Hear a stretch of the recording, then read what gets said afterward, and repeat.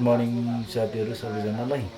र आज चाहिँ हामी गाई तिहारको है हाम्रो गाईहरूलाई फुलमाला लगाउने कार्यक्रम गर्दैछौँ है। तपाईँलाई म अहिले एकछिनबाट देखाउँछु। त्यो चाहिँ मेरो सानो मिनी ब्लगलाई हेर्दै गर्नुहोस् होला। यो गाई तिहार भनौँ अथवा बाछी तिहारको चाहिँ हामी यो गाईहरूलाई फुलमाला लगाएर यहाँनिर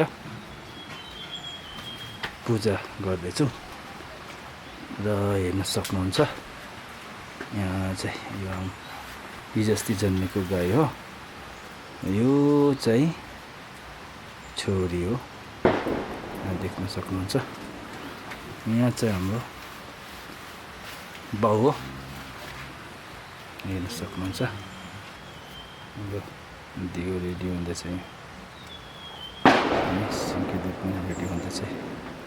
यहाँ हेर्न सक्नुहुन्छ।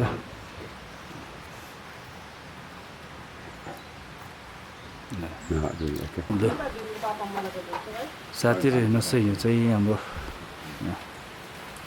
गाईहरूलाई आज गाई तिहारको उपलक्ष्यमा फुलमाला लगाइदिने।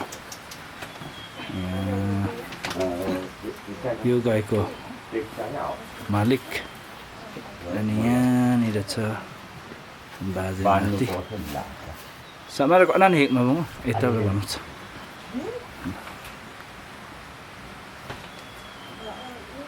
त्यो लामो बाँधी पठाएको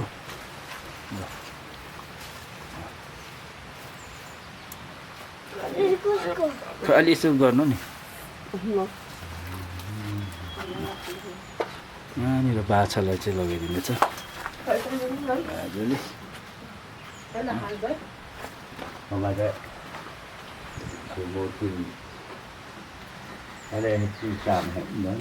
यस्तो हिजोअस्ति जन्मेको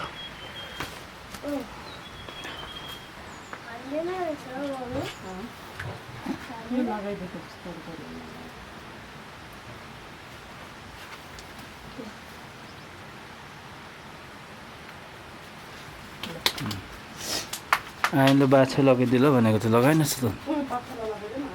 अलि मुन्दुम लाउनुपर्छ।